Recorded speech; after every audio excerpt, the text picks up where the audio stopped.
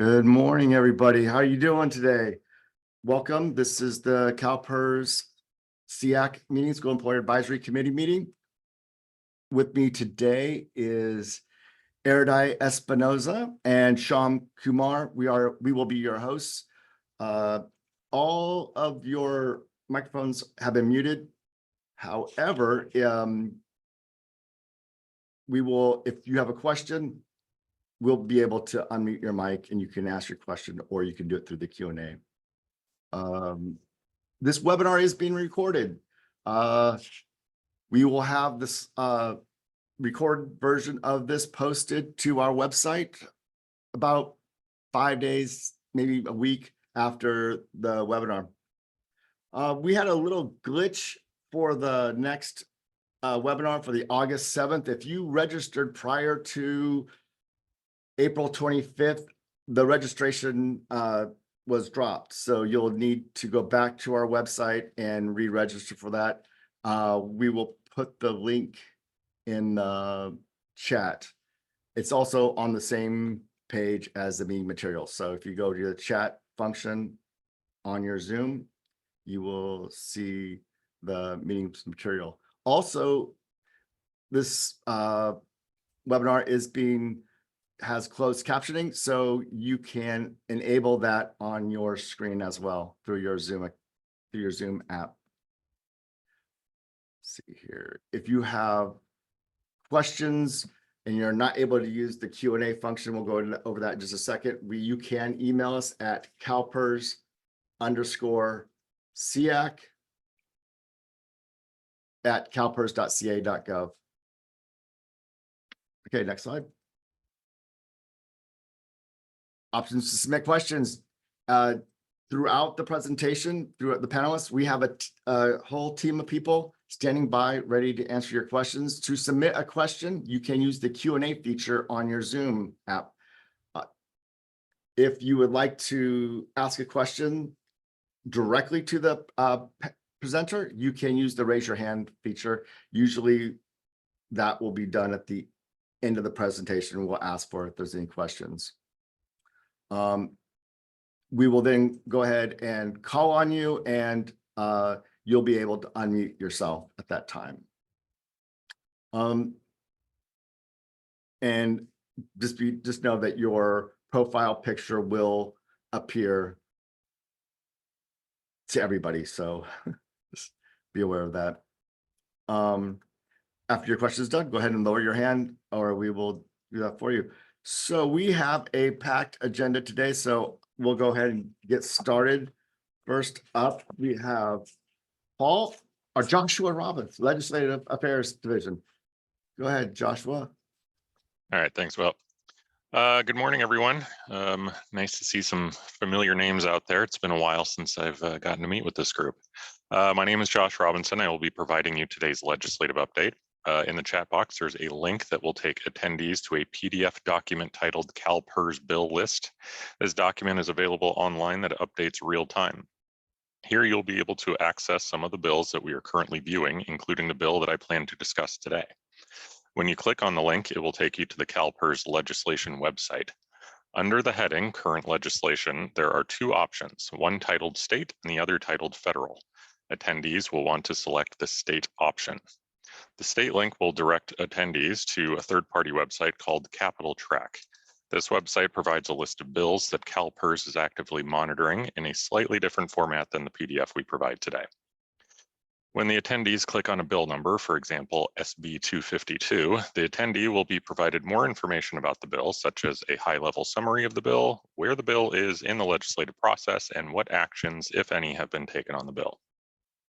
This information is updated in real time and is available 24/7, pending website maintenance or IT issues. I would recommend saving the link for future reference, and we will be sure to send out the link in an email following today's meeting. Again, you can find the information about the link and the bill we are covering today in the chat box. That bill is Assembly Bill 2134, the transfer of leave of absences for illness or injury. So let's begin.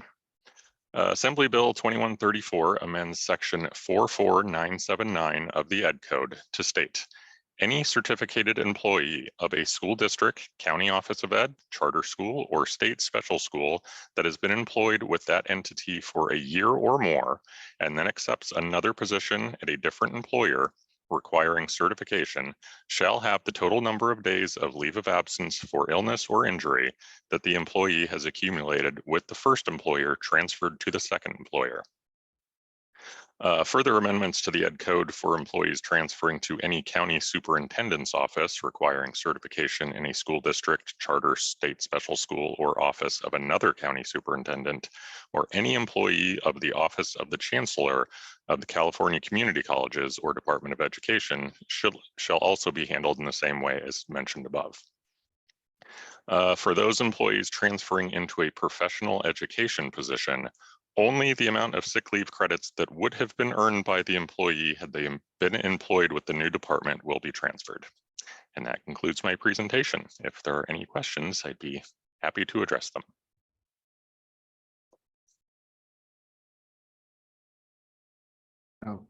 Okay, let's All see right. here. Do we have any questions?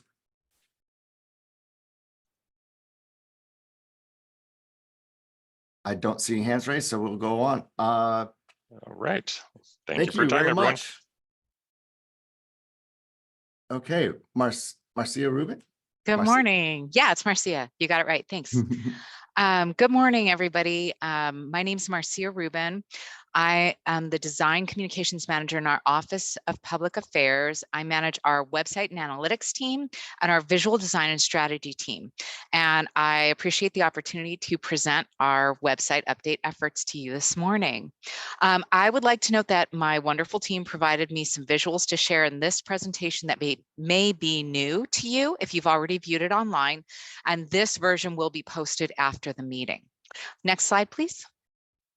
So why update?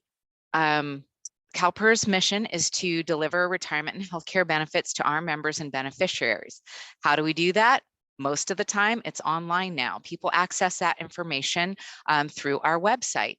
And so we want to create an inviting environment that people can easily navigate and will support our mission, help us adhere to the laws and regulations we're required to follow, and result in positive engagement with our stakeholders. Next slide, please. So how do we do that? How do we figure out what to update? Well, we have a user experience team, and together they work with our IT colleagues and my two teams to develop a test version of the website based on industry best practices. And then we work with a variety of our stakeholders to, get their responses and feedback on it. So we conduct surveys, in-depth interviews, practice conversations, or practice sessions in the test environment with CalPERS employees, members, employers, and other stakeholders that use our website. So based on their feedback, we determined what changes are the highest priority and achievable to implement in a short time frame. In the slide that you're looking at now, you can see our previous version of the website. So this is what we were working with before. And next slide, please. I have a different, I think the slides got mixed up, but that was the version before. You just heard me give the spiel about usability testing. Apologize. And this next slide coming up should be, next slide, please. Yes, what's different? Okay, so our homepage now has a consolidated and streamlined look. The font, images, and videos are larger. The links that you previously found at the bottom, those lists that you saw on the other page, those have been consolidated into their own pages, and you can access them through those orange buttons at the top of this page. So where you see life events, new to CalPERS, etc., that's where all that information is now housed. So it's all still there. It's just reorganized and focused. So you don't have to just look at that laundry list. You can just think, oh, what's going on in my life? All the information I need to manage that is here. Then the next big change was the My CalPERS button.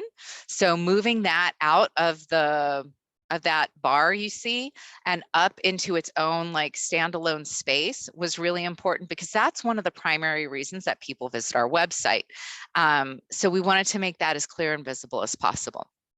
And then the other thing that you'll see now is some changing terminology. So for example, you'll see on this homepage, you'll see members and retirees, where it used to say active members. So our retirees have always had their own pages, and they know that they're retirees. So we didn't need to designate active members versus retirees. Retirees know they're our members. So now it's just members. So we're looking to, you know, make our language more succinct and, you know, and still communicate what we're trying to get people to understand.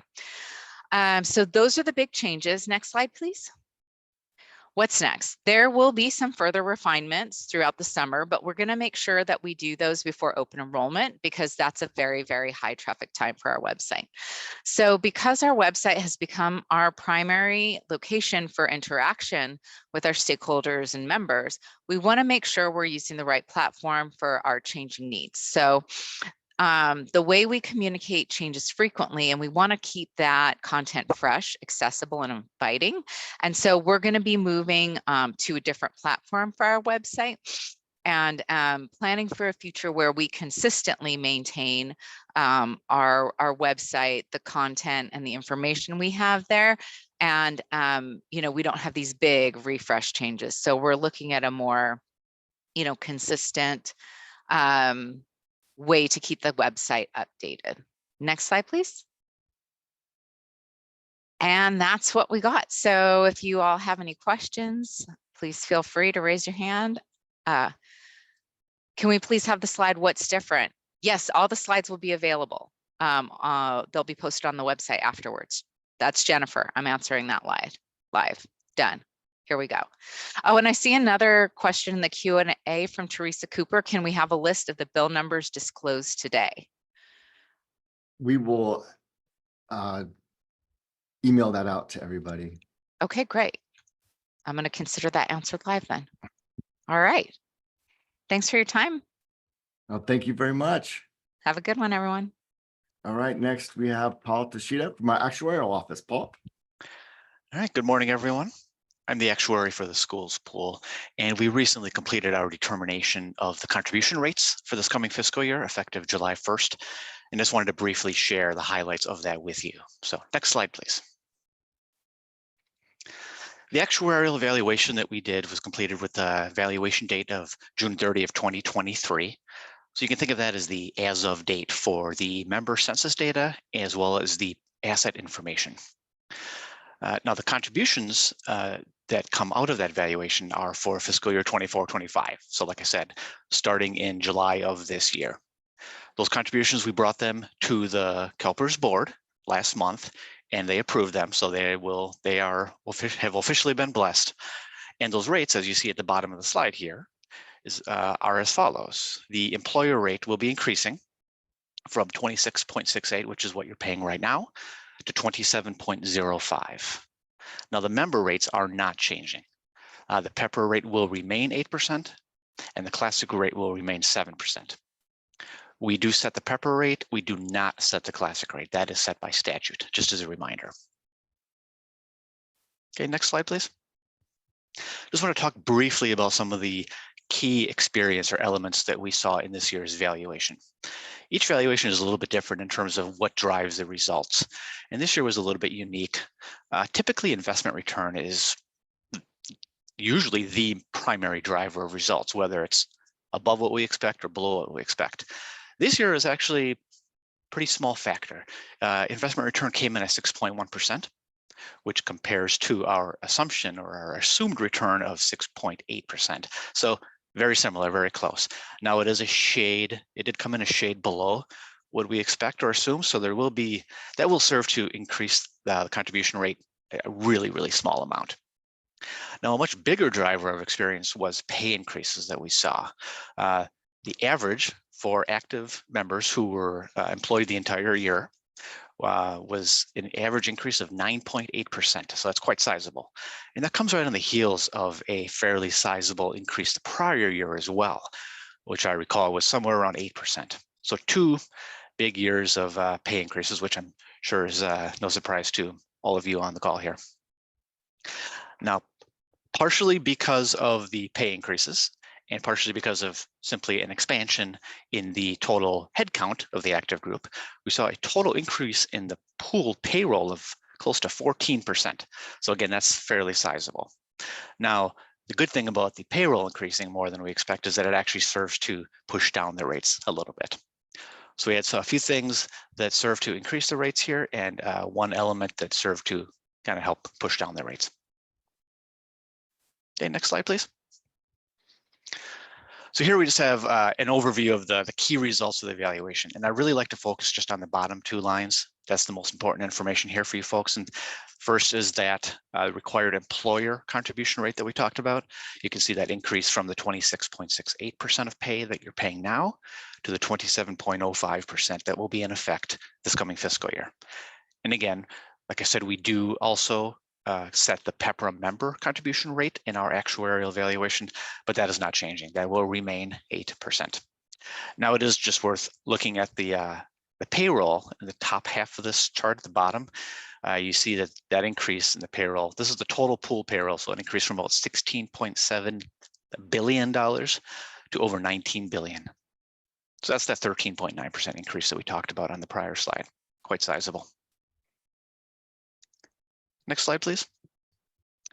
And in addition to setting the rate for the coming fiscal year, we also, as you know, always like to refresh our analysis of where we expect or where we think rates will go in the following 5 years. And this is just to help you folks with budgeting and planning and seeing what might be coming down the pike in terms of rates. Now, my perennial reminder that this is just an estimate. It's based on what we know through June 30 of 2023. It doesn't take into account anything after that.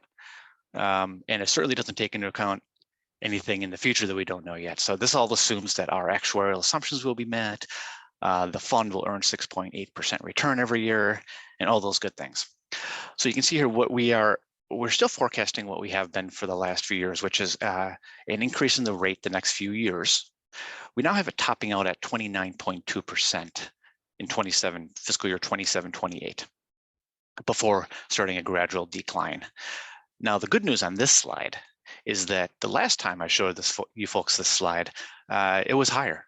We had the rates topping out over 30%, and now it's 29.2%. So that's good news. That's partially because of that payroll I talked about. It increased so much that it actually served to push down the rates a little bit. But again, this is always a work in progress. Every time we get new information, we refresh this analysis. So this is just consider this our best guess at this point in time of where we think rates are going to go in the future. But the 27.05% for this coming fiscal year is set in stone. So you can bank on that. And there will be a circular letter coming out. Some of you have asked about that in the past, documenting that 27.05% rate. And my understanding is that that should be coming out any day now. So you can keep an eye out for that. And that concludes my prepared remarks. If there are any questions, I'll be more than happy to take them. Looking at the Q&A now. So, okay, yeah, questions about the circular letter. It's out of the actuarial office's hands. It's in another office's hands, but my understanding, like I said, is that it should be coming out any day now. Now, the circular letter in PDF format, that's a question we got last time. Again, that's not really my domain. That's our public affairs office. My understanding is they have switched to circular letters being issued just in the website format and not as a PDF. So I can't answer that directly. I don't know if William, if you want to handle that one, but my understanding is that that's not currently in the offing. That's correct. They changed the formatting of the circular letters. It's on a web version now. Okay. So yeah, a few questions about the circular letter that I addressed. PDF, unfortunately, that's not in the offing. And I do not see any other questions. Are there any hands raised? No hands raised. Thank you very much, Paul. Much Great, thanks, appreciated. everyone. Take care. Okay, next we have the one and the only Tim Herbeck. Tim. Good morning, everyone, friends, colleagues. I'm here to report on the timely, accurate payment of retirement benefits. This is the best time of year, I think, for many of you. Some of you are planning for retirement, have friends or family members planning for retirement. Either that or you wish you could retire, or maybe you wish somebody else in your office would retire. I don't know, but anyways, we're going to be talking about how we can make your retirement easier over the next couple months and actually streamline the process for those people looking to get a benefit payment as quickly as possible. Next slide, please. So some of the things I just want to reiterate and kind of reinforce is that when a member selects a retirement date, it must be a day after the last day on payroll. A retirement date cannot be earlier than or equal to the last day on payroll. And for many cases we see, and I know some of the county offices have in the past contacted me asking me to change a retirement date because this impacts your ability to post payroll. It could delay your posting of payroll, which then creates fees on your behalf. Or in some cases, it could create an overpayment receivable on behalf of the member because now we've paid them one day more than they're entitled to. And so we really ask that when you are helping counsel anybody who's leaving, or somebody's retiring within your office, your district, your county, to ensure that they understand a retirement date must be the day after the last day on payroll. And in some cases, I know that means they last work in June 5th. So their retirement date should be June 6th, unless you're paying an average. You have payroll being reported all of June, and so then their earliest retirement date would be July 1st. But it's very important, again, last day on payroll. Incorrect information captured within my CalPERS. So some of the things that you have the power to assist us with is the member and or beneficiary name, their date of birth, and their address.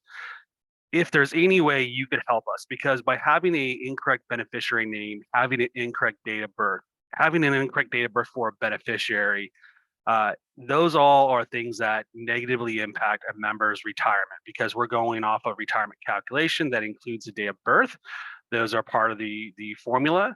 And so if a birthday is wrong and we find it at a later time, maybe they pass away, maybe there's they're registering for health later in retirement, and we get an updated day of birth or a marriage date or a different name, we have to do a recalculation that often creates overpayments.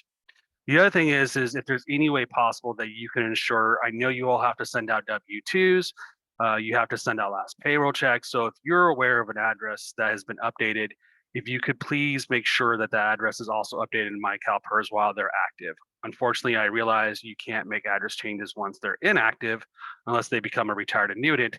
But as long as they're active and you're aware of an address change, if you can please update our address changes, because we are reliant on sending out a lot of letters and communications to members.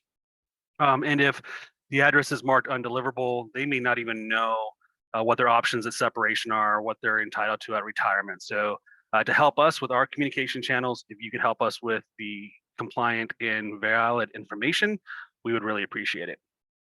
Also, proper documentation provided at time of retirement. A lot of times this requires a notarization of spousal form, so making sure that they're aware if they're not giving their spouse 100% of their benefits, that they're going to have to get a spousal form notarized. If you provide notary services, it'd be best that they come to you, that we can also check and make sure. I know if I was trying to retire, I want all my money, but my wife keeps telling me that's impossible. She will not allow it to happen. So if I were to try, she would be made aware and she'd have to notarize a signature. So I'm out of luck on that one. Next slide, please. All right, how to report unused sick leave. This is one of the things that was earlier discussed in regards to unused sick leave, but I have to reinforce it from a CalPERS reporting perspective. Pursuant to Government Code Section 20963.5, unused sick leave for school members, school safety members, or local members has to be retired. The unused sick leave must be reported to CalPERS within 4 months of separation of employment in order to be converted to service credit and used in the retirement. If you're one of those districts, one of those county offices that just kind of, wait and do this 6 months, 7 months, 8 months after separation, that unfortunately is no longer compliant and will no longer be used in a member's calculations. So if you know somebody's retired or they're separated, please submit their unused sick leave when you process and post that separation of employment. Only report days that were accrued by the member during the normal course of work. I have only report days. I believe our internal system has been updated to allow you to either report hours or days. Whatever it may be, it has to be accrued during the normal course of work pursuant to the Ed Code as well as the Pearl. Some of the things that we see, and there was actually a circular letter posted, but COVID pay, that was 80 hours. They didn't catch COVID. They didn't get to use the 80 hours. Some schools have also reported that as part of unused sick leave. That can be, if you're one of those districts that just really love their employees and give them a gift of 100 hours when they start with you, kind of like, hey, come work for us. We'll give you 100 hours of sick leave or sick leave right off the bat. The gifting of unused sick leave is not something that can be reported to CalPERS. So exclude those if you possibly can. If otherwise, we'll catch it in an audit, and then now you created a financial issue where we have to collect money back from a member, and nobody likes collecting money back from retirees. They just don't like giving up their money. Next slide, please. So again, it must be defined within an employer's labor agreement. Most of you, I believe, in your MOUs, labor contracts, union contracts have specific language regarding how a person is entitled to receive unused sick, or sorry, not unused, but sick leave. Cannot include unused sick leave hours cashed out. So if you do cash them out, you can't also include those hours to CalPERS. Must be reported as days. This actually, I think you can do it days or hours, but just make sure it's the equivalent of an 8-hour if you're doing days. And cannot include other leave credits, annual leave, vacation, COVID leave. And like I said, we did publish in June of 2022 the circular letter. It's a very comprehensive circular letter. It is not a PDF anymore. I believe it's actually a web-based, so sorry, no PDFs. But if you have any questions, concerns, or you wanted some specific examples, please refer you or your districts or your human resource department, whoever it may be, to that circular letter. Next slide, please. All right, some of the fun stuff. Every single day I log in and work, I'm given approximately about 20, 30 inquiries per day from members asking all kinds of questions regarding how and what is entitled to their service retirement calculation. So came up with a couple of our most frequently asked questions. Why would a final compensation value change between an estimate and a service retirement calculation? That's probably the biggest one, especially if you have anybody doing or using our CalPERS system. Just note, at the time of retirement, if you submitted an estimate, CalPERS will review all compensation for compliance. This may cause an adjustment to the final compensation value.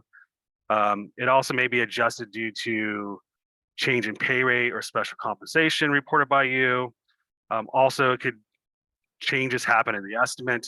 But one of the biggest things is also that we do not project special compensation when you are getting an estimate. So for example, longevity pay, if you have it plus your full-time base pay and you're trying to plan a retirement date in December, we'll project your base pay through December, but not your special compensation, because special compensation, as we all know, is one of those things that can fluctuate time to time and is not routine and consistent. Why would the estimate benefit amount be different than the calc amount? As I just mentioned, it's the projections of benefits in the future. The retirement amount doesn't use anticipated unused sick leave, which a member can enter when creating an estimate. It doesn't have all the correct projected service credit, especially if you're on a leave of absence, because it uses your most current payroll. So if you have part-time payroll reported that fluctuates, it could be different between the time you create your estimate and the time you actually retire. Also, one of the things to note is a member must retire within 120 days from separation to have unused sick leave reported. So if you don't report the unused sick leave and they were anticipating it, that also could impact their variance. But if you do report the unused sick leave within 120 days, the best thing is I have an entire team dedicated to specifically calculating adjustments, and we have 120 days from when you post those. So we tell members a lot of times, your first check might be a little less than expected, but that's probably because your employer has 30 days to post payroll and 120 days to post your unused sick leave. So always expect adjustments. Next slide, please. When can a member find what retirement formulas they are entitled to? We get this all the time, especially for anybody who's worked for a school as well as a public agency. They may have two different formulas, two different contracted amounts. They could be PEPRA, classic PEPRA. So retirement formulas are displayed on a member's CalPERS homepage. Unfortunately, I believe it only displays one.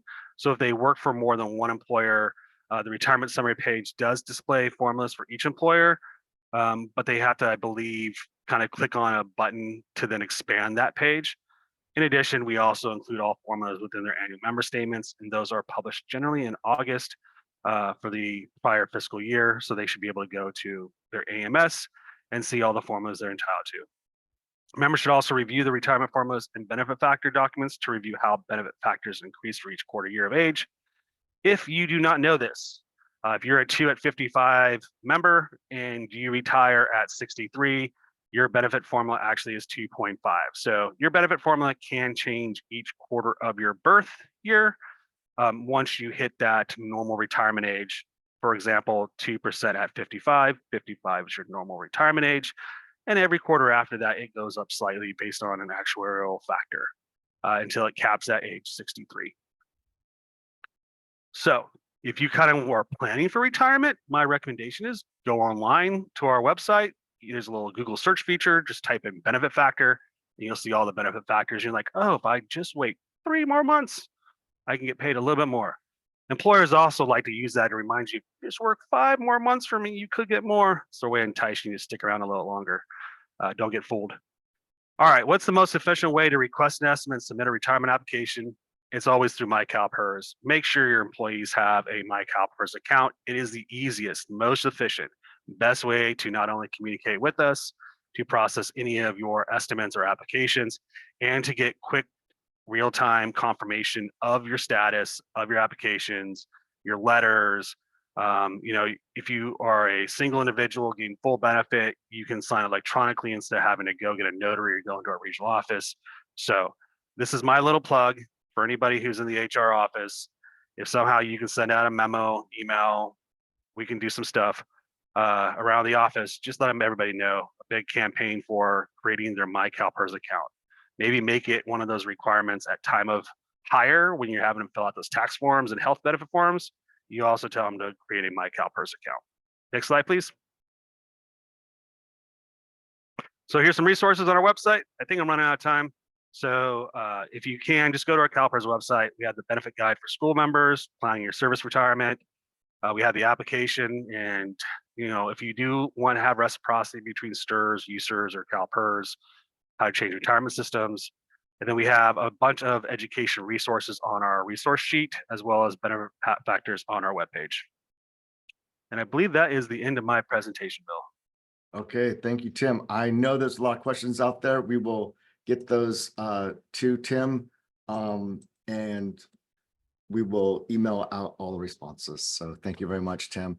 Next up, we have Golden Handshakes by Melody from our pensions, contracts, and pre-funding programs. Melody. Hi, good morning. Good morning.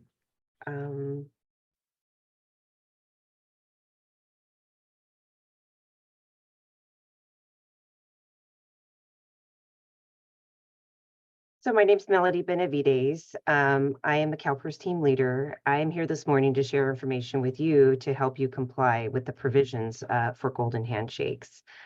I will go over some of the non-compliance observations that CalPERS found during our recent Golden Handshake audit review of about 15 school districts who offered the 2-year additional service to school members.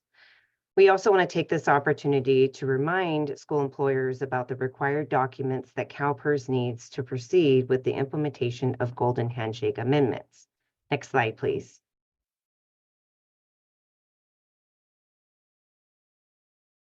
So the California Government Code Section 20904 allows employers and school employers to offer an incentive for early retirement to its members by providing an additional 2 years of service. However, the goal of this provision is to provide cost savings to the school employers who are expecting to reduce staffing to offset the costs. It is important that school employers demonstrates there's an impending curtailment in staffing and cost savings for the school before offering this benefit to members. So the benefit must be offered to all eligible school members. The members must be employed and retire within the window period. Once the school provides to CalPERS the list of retirees who are eligible for the Golden Handshake offering at the end of the window period, CalPERS will calculate the cost of this benefit. The school has an option to pay for it in full or over 5-year installment plan payment. Please note that the county superintendent of schools must certify the offering will result in savings, have a reduction of workforce, and will pay off the Golden Handshake costs within 5 years. Next slide.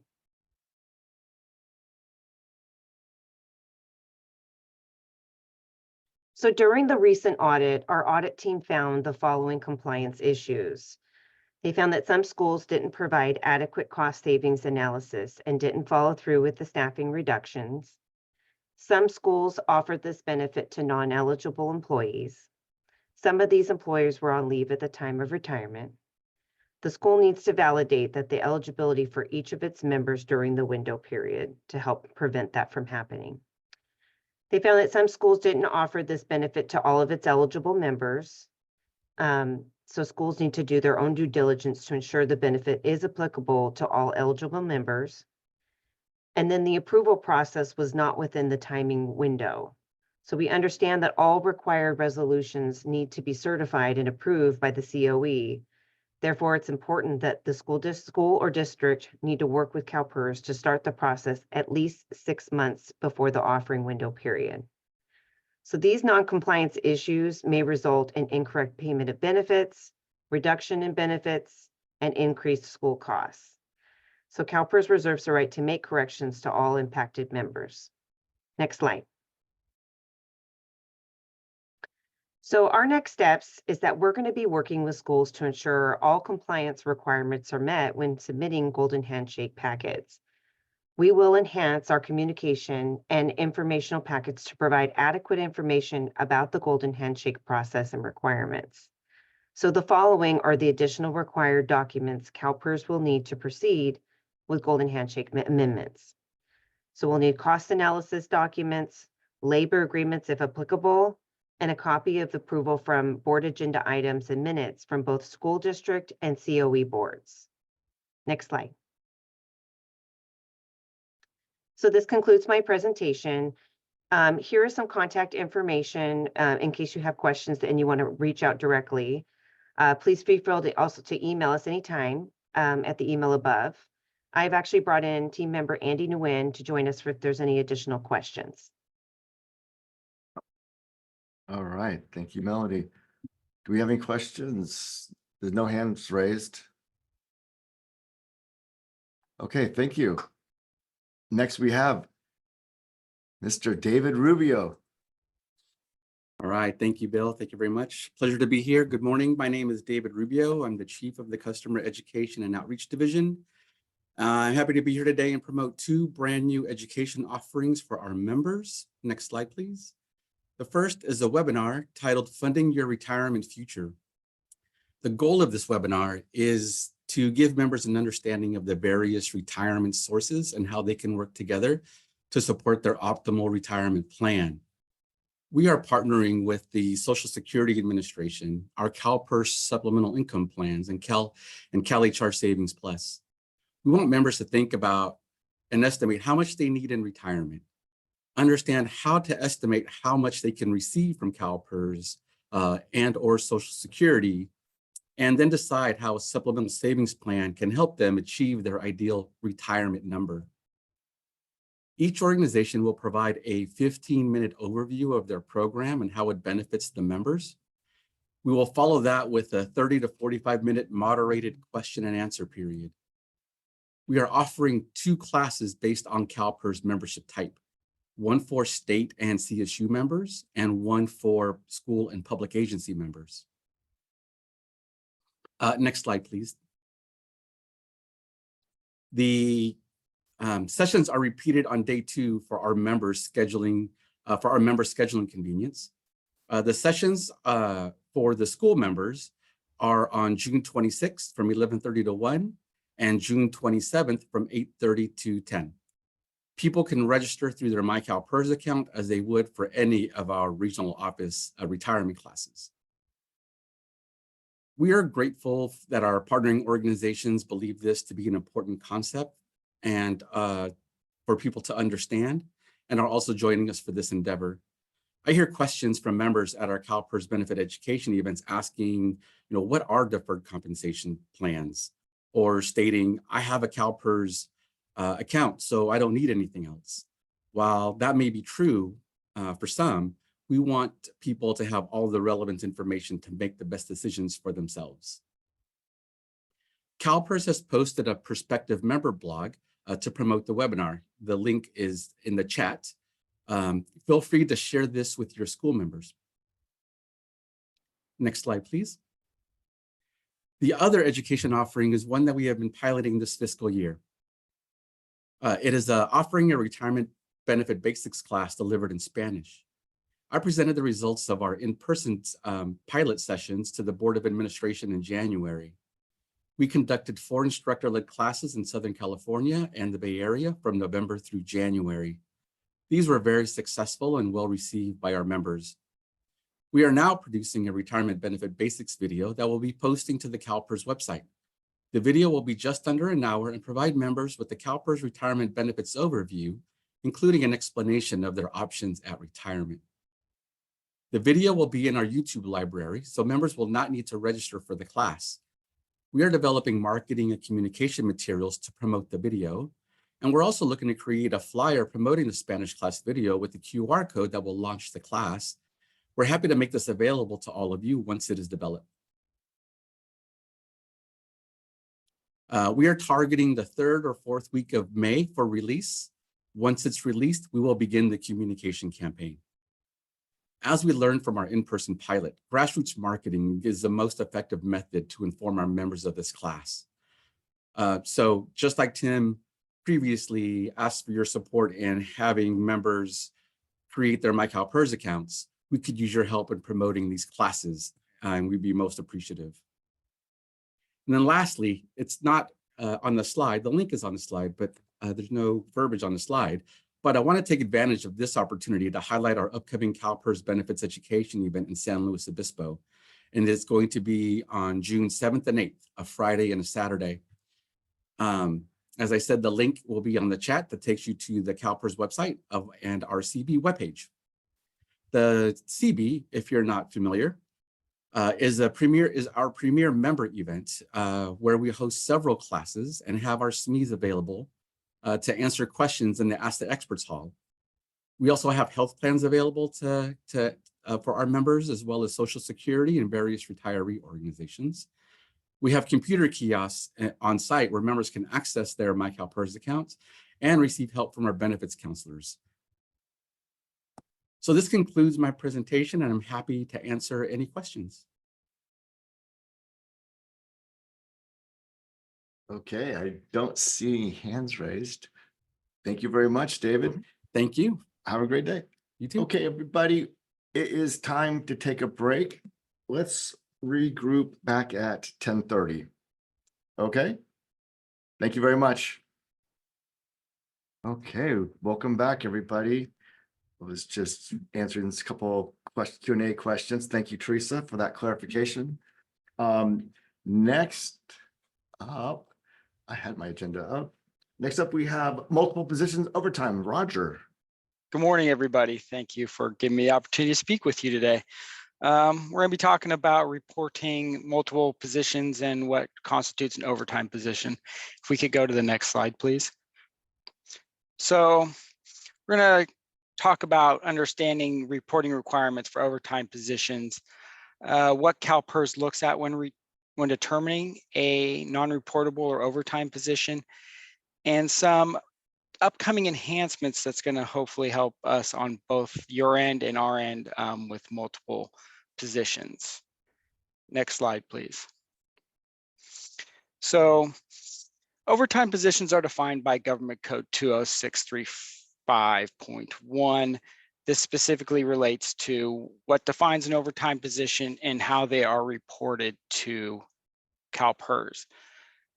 We'll talk about this a little more in a second. Next slide, please. There are two ways that CalPERS is prompted to do an overtime review. One is at the request of an employer. You guys are free to reach out to us at any time. If you have a new employee starts and they tell you they're also working full-time, reach out to us. We can do one for you.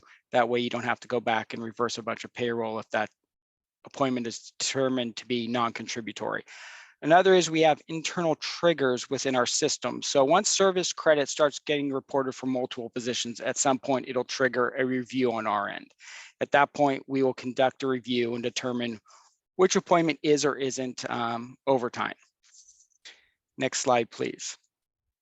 So here's our process for determining overtime positions. The first thing the employer needs to do is report the appointment with service credit. Once you report it with service credit, we are able to review the payroll reported, which is a service credit, is what we look at on our end. And if the member is working multiple part-time positions, they are all reportable. If one position is considered full-time and one is part-time, the part-time position is non-contributory. And if a member is working in multiple full-time positions, the one with the lower pay rate will be non-contributory. This is directly taken from Government Code 20635.1. Once we make these determinations, we'll send you out a letter, a formal letter to you and the employee of our determination. Next slide, please. So a little before we get into this, I wanted to talk a little bit about what the employer responsibilities are. Once you receive the letter from CalPERS stating that a position is considered overtime, you need to refund the member's contributions within 30 days of the notification from CalPERS. So once you've gone in and refunded that, you need to notify CalPERS that you have reversed the contributions. Once we see it on our end, we will reach back out to you and let you know that you may re-report those earnings without contributions. We need to change the contributory, non-contributory part on our end before you can go back in and reverse or report payroll without the contributions. And probably the most important thing, and we're starting to see some of this lately, is that you need to continue to report the payroll without contributions for the person. Just because we determine them to be non-contributory doesn't mean that you can stop reporting the payroll for that person. And why that's important is because if you're not reporting payroll, we don't know about that position and appointment for that employee. Our internal triggers will trigger us if that's being reported. If a full-time position goes to part-time, now we know that we have multiple positions that need to be reportable, and that way we're able to notify you that that position now is reportable. If you don't report this, this can result in possible arrears and late reporting penalties. And it's also an inconvenience to our members because they can get inaccurate benefits estimates, and it can also affect their retirement dates if we don't know about positions. We found a few things recently where we've had positions that weren't reported after a member had retired, and so they didn't separate from those positions. So it caused a lot of grief for both the business partner and the employee. Now we're going to talk a little bit about the upcoming enhancements that we have. So first of all, our notification letters that we formally mail out to you and the employee will start including appointment identification numbers. I know with the school district, sometimes people will work in multiple positions and have multiple appointments with the school district.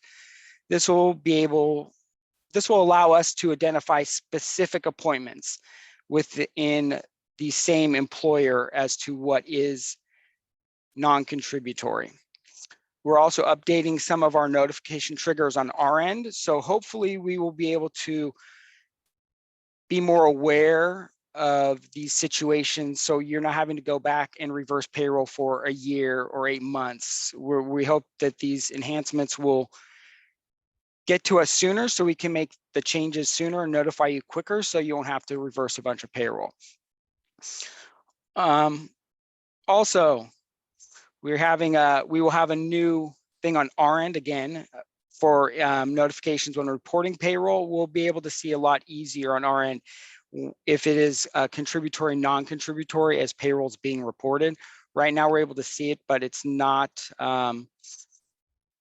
it's not as seamless as it could be and could create some errors on our end or taking longer for us to realize that appointment is non-contributory. Next slide, please. And I think then that's it. If we have any questions real quick, I don't think I see any hands raised. We do have a hand raised. Okay. Go ahead, Teresa. You have a question? There you go. I do. Thank you very much. If we know ahead of time that the member is working in 2 of our districts and equals more than 40 hours a week, is there any way we can work with you up front to determine which position should not be reported with contributions or with service credit? Absolutely, absolutely. And what would that process look like? I'm sorry, because as you mentioned, reversing all of this is very time consuming and a headache for all parties involved. Okay, so I'll answer your question. So some business partners I have very good relationships with, and they're very good about asking members, you know, are you full-time somewhere else? Do you have CalPERS membership? So as soon as you create that appointment, because we have to see that appointment within the system, you can contact us before you ever report payroll. And we can do that determination. We will send the letter out to you for your records, but we'll also notify you and change that appointment in the computer before you ever report payroll. That is something that's totally doable. It saves you time and it saves us time. I hope that answered your question. The only question I have on that is, how do we contact you? Do you have a special email address? You can email us at membership reporting at CalPERS, and that'll go directly to our area workflow. Okay, it's just, if we know ahead of time, it's just very nice to be able to take care of it right up front instead of having all those reversals happen. No, I agree. Thank you for the email and the chat too. Appreciate that. Awesome. That's all I had. Thank you. Thank you. Okay, there's no more hands raised, so we will go on. Thank you very much, Roger. Much appreciated. And on deck is Veronica. Veronica, you're up. Thank you.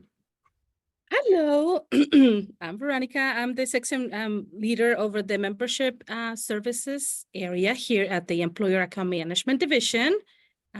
Next slide, please. Today, I'm here to tell you about reporting part-time employees. I'm going to give you a little bit of background as to why I'm here today to tell you about this. I'm also going to go over the basic requirements for CalPERS membership, provide you with some best practices and resources. Next slide, please. So the why, we had last year our internal CalPERS Office of Audit Services perform a review. So a little visit to about 25 school districts and public agencies. So some of you got a visit from them, and they found that some school districts or employers were not reporting members. So these are the 3 main findings that they encounter.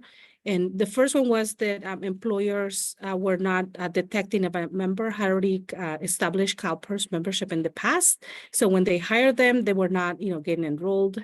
The other one was a few, that was actually a minor one. It was the full-time permanent employees were not being enrolled. And the last one is that the part-time employees were not being enrolled, once they hit membership. So to reiterate, what is the requirement for our CalPERS membership, I want to give you just a little reminder. So next slide.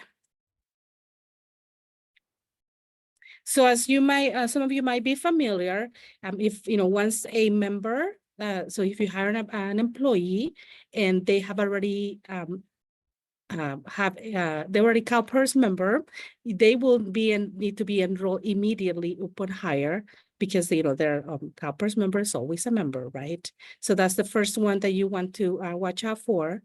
The second one is if an employee works full-time for over 6 months, they need to be enrolled as well, right? So once they work over 6 months and 1 day, they are eligible for CalPERS membership, and this will be retroactive back to the first day that they were occupying that position. And then the last one is if you have employees who are working, part-time for more than a year, they also qualify for CalPERS membership. Next slide, please. So now what happens when you hire employees who are not working full-time? So if they're not working full-time, then you want to, this includes, part-time employees or employees who are working with you on a temporary basis. Then you must monitor them for the 1,000 hours, right? So watch, all the hours, and this includes the part-time hours that they work. So the moment that they reach 1,000 hours, the next pay period, they need to be reported in my CalPERS. And this gives you the reference of the government code that explains, the requirements on section 20305. Next slide, please.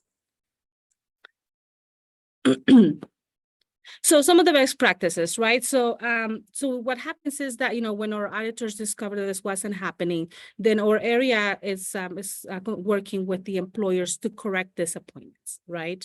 So, what happens is now that because the employers failed to enroll these employees who had already earned CalPERS membership, as you know, you will be assessed the $500 administrative fee, plus in addition to that, now you are responsible for both the member and the employer contributions, right? So the bill gets pretty steep. So, we want you to avoid those costs, if you can. So, some of the best practices is, to implement a system that when you hire an employee, you ask them, if they have CalPERS membership so that you can, then enroll them immediately. If for whatever reason, they don't know if they already, had CalPERS membership, then utilize my CalPERS system to look up their member and see if they already have, CalPERS, private CalPERS membership. And if you have a question, let us know and we can, let you know if that member has already met, CalPERS membership. And then the other one is to maintain a system, create a system where you're going to be monitoring all the employees' appointments, or positions. So when they reach 1,000 hours, they can also be enrolled. And then, the one, that employers are, more familiar with is that if they are permanent employees, they need to be, enrolled immediately. So now we are here to help you so that you can, avoid these fees and extra costs, which, I'm sure you do not want. So we do have some resources. Next slide, please. So we have published our public agency and school reference guide. We keep this one up to date. So we provide you the most, latest information according to the, current practices, procedures, government codes. So please, utilize that as your guide. We have also published circular letter to 200-06514 that explains, when you have to report, part-time employees. And then lastly, you can also email our team at membership-reporting@calpers.ca.gov. So if you have a specific case that you want us to, to review for you. And of course, all of these employees, they need to be enrolled before the 90th day so that you avoid, all the costs that I just mentioned. And so I'm done, with what information I wanted to share today, but so I'll open it for questions. And I do have Veronica Coria and Emily Lambert on standby to answer any questions that I might not be able to answer as my SMEs. Okay, thank you very much, Veronica. I don't see any hands raised. All right, next up, we have Mr. Hanson, Brad Hanson, who is now our acting chief in the Employer Account Management Division. Brad. Thank you, Bill. And good morning, all school employers. For those who don't know me, I am Brad Hansen. I've been here at CalPERS for about 25 years and worked in EAMD for about 10 years in our comp review area, and now I'm the acting division chief over EAMD. And I'm here today to tell you about a new opportunity that's going to be happening in August of 2024, August 7th to be precise, our Education Day. We're going to be chock full of different items that school employers are interested in based off of surveys and feedback that we've received. It's going to include such topics as reciprocal self-certification, employment certification, cognitive reports, completing the AIR forms for rehired annuitants, which is more for Social Security, our aged audit process, the full-time equivalent pay rate calculator for school pay rates, employer training opportunities, and then of course we'll do roundtable Q&A. So I encourage all of you guys to come to that next SEAC meeting. It promises to be very educational, and there's quite a bit of good information that'll be out there for everybody. So that's all I had to say about that. And now we're going to open it up to the Q&A. So next slide, please.